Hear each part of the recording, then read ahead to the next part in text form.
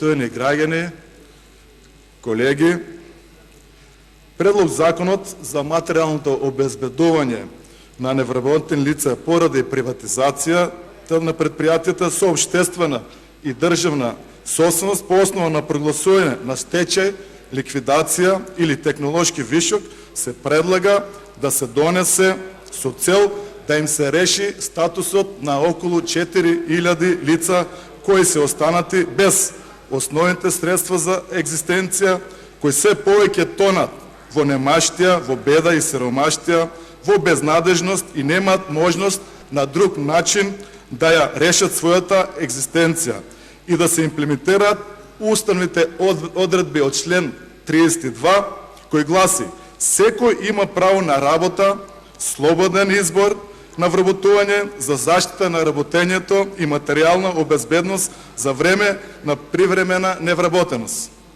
Законот нуди решенја да на овие лица кои останале без работа да им се обезбеди паричен надоместок од висина од 30% од prosечно исплатена месечно нето плата по работник во Република Македонија за претходната година или околу 7000 денари. Колеги пратеници, само 7000 денари, а вие не сакате да го гласате овој закон.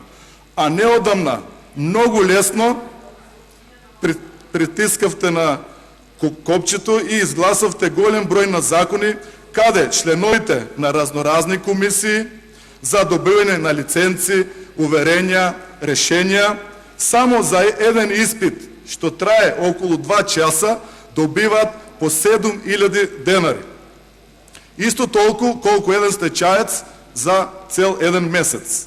Иако при тоа тие членови на комисиите и се вработени во министерствата и зимаат редовна плата. За која категорија на луѓе се однесува овој закон? Ке ви цитирам од неколку нивни лични судбини. 12 години сум без никакви примања со 2 инфаркта и 2 стена. Се прашувам дали сум граѓанин од прв ред, втор ред или трет ред. Не бараме ништо повеќе, туку помош за да можеме да ги плаќаме сметките и лековите. Кој мене ќе ме вработи на 62 годишна возраст? Дома нема леп, ниту со леп. Ова влада не мисли на нас. Сум работел 29 години, а сега сум стечаец. Не работам ниту јас, ниту жена ми. Собираме шишења за да преживееме. Нема ниту социјално, нема ништо. Уште 4 години имам до пензија. Сум работел 36 години, сега сум на улица. Нема приходи од никаде. Кој ќе ме вработи? Се јавуваме во биро, ама нема ништо. Уште 2 години до пензија, ако бидеме живи и здрави. Собираме шишења и ние за едно парче леп. Се случува во една недела да почнат тројца, четворица и не можеме да ги погребаме. Принудени сме да го молиме директорот на јавното предпријатие да ни помогне да возможи и покрај долговите да ги погребаме. Верујте, се случува да немаме ниту ковчег да му купиме. Во времето додека стечајците ги применуваат сите можни начини за да ги потсетат надлежните во држава дека се граѓани кои без своја екзистенција останале не по своја вина, дека се граѓани кои имаат семејства и право на достоинствен живот, а при тоа според нив надлежните немаат слух, на големиот дел од нив здравјето им е загрозено, дел од нив посегнаа по собствените животи, а околу 1000 стечајци од околината на Куманово починале. Ние овде во овој законодавен дом меѓусобно се обвинуваме. Кој бил виновен за овие 4000 човечки судбини? Ние народните пратеници избрани во оваа собрание токму и од овие напатени луѓе. Може само со едно притискање на едно копче, бар малку да им го олесниме и онака тешкиот живот. Но во македонскиот парламент подолго време се практикува да биде отфрлен секој предлог закон кој не доаѓа од владеечкото мнозинство. Колку и да е добар.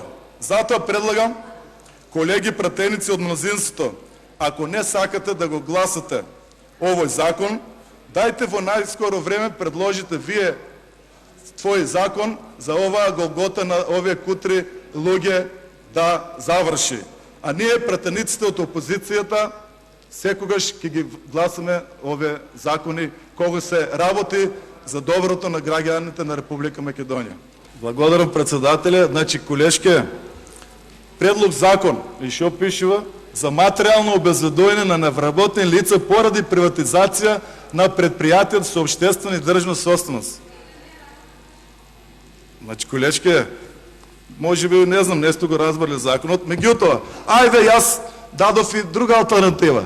Ако не ви се допаѓа нашиот закон, или знаеме како е праксата во овој парламент, никогаш да не гласате за закони од опозицијата, да еве, уште од понеделник, предложите во скратена постапка, вие закон, дај да ги решиме проблемите на овие 4000 луѓе. Па греото се тие луѓе. Еве ви прочитав некои човечки судбини. Стварно е жално. Стварно е жално. Ајде, гледам, има расположение и кај вас. Од понеделник, еден закон по скратна постапка и да го решиме тој проблем. Благодарам.